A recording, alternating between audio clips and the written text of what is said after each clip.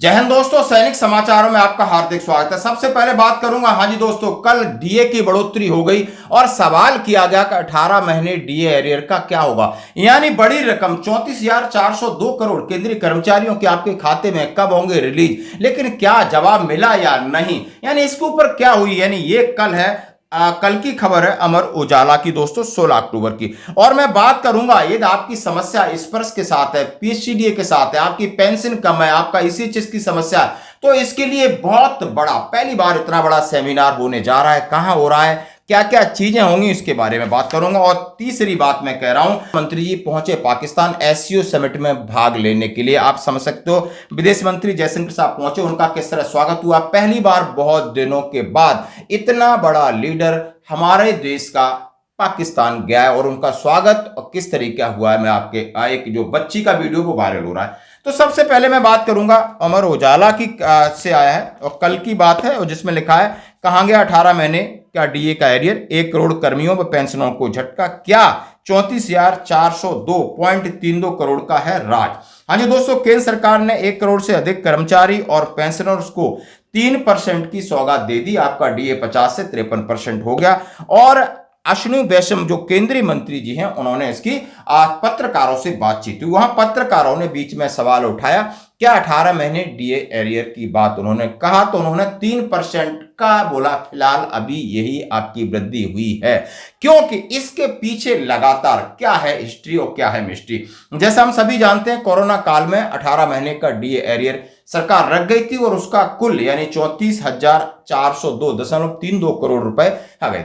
कई बार इसके ऊपर सवाल उठे, संसद में उठे, राज्यसभा में उठे, लोकसभा में उठे, लेकिन इसका गोलमोल जवाब आया कि अभी आर्थिक हालात सही नहीं है। लेकिन इसके बदले लगातार दबाव, जितने केंद्रीय कर्मचारी संगठन है लगातार दबाव देते जा रहे हैं। यानी उन्होंने, आप देख सकते हो, और पिछले साल राष्ट्रीय परिषद जेसीएम स्टाफ साइड की बैठक में रक्षा कर्मचारी महासंघ के एआईडीएफ के महासचिव श्री कुमार ने यह मुद्दा उठाया। उन्होंने डीओपीटी के सचिव को एक चिट्ठी लिखा, 18 महीने डीए एरियर को रिलीज करने का उन्होंने पत्र लिखा कि ये कर्मियों का हक है, इसको आप नहीं मार सकते। भारतीय पेंशन समाज के महासचिव SC Maheshwari, confederation of central government employees के वर्कर महासचिव एसबी यादव ने कई प्रकार के आवेदन प्रतिवेदन दिए।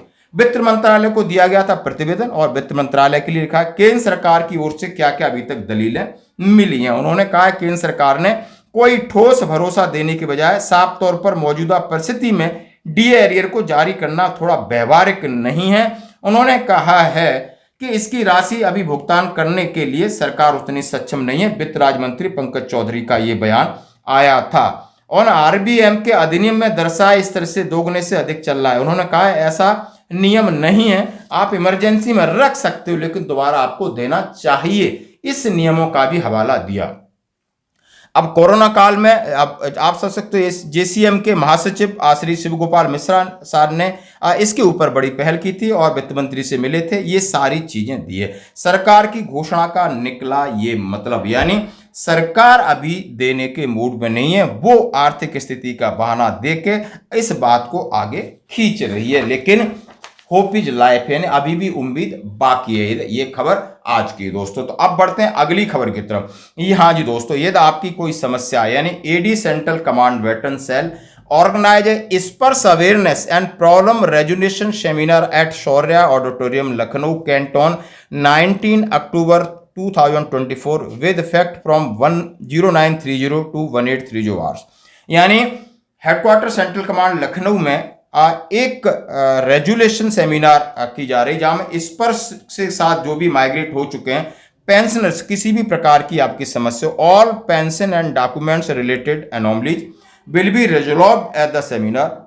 All ex serviceman community member including veteran, Veer Nari, widow, dependents are requested to attend their convenience and get the problem resolve immediately.